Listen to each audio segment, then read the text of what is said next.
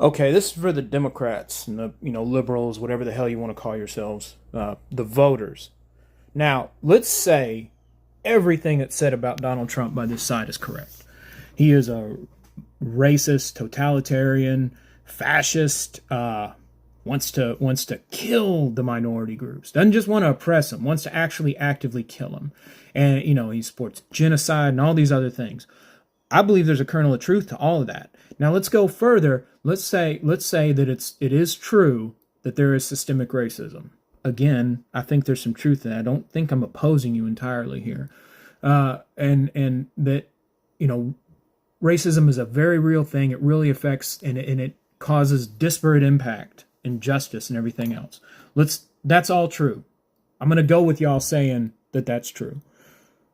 So why do y'all support gun control? And why, especially when a fascist totalitarian is in office, are your politicians still calling for increased gun control? If you believe this will have a disparate impact against minority groups, and you believe these minority groups are threatened by the government with extermination, and if not that, let's just say undue violence, why would you want them made more helpless? Do you really believe your government will behave better if it gets more power over minorities?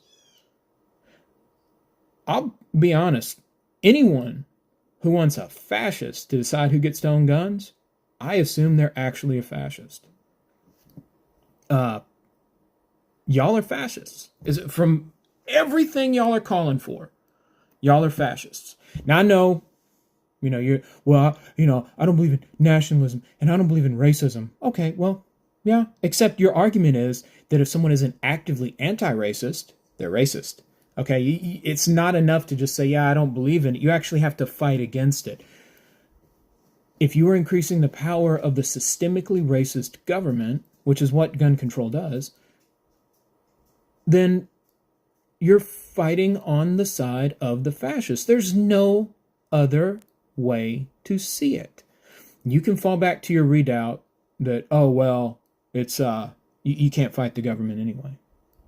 Well, except for the fact that the Black Panthers were so effective at just preventing police violence that Ronald Reagan signed the Mulford Act into law. They are afraid of armed minorities. That is the reality of history. And no, it wasn't just peaceful protests that got the civil rights movement pushed through. It was armed minorities. It was armed black men who came back from war and said they weren't going to take it anymore. That history is important.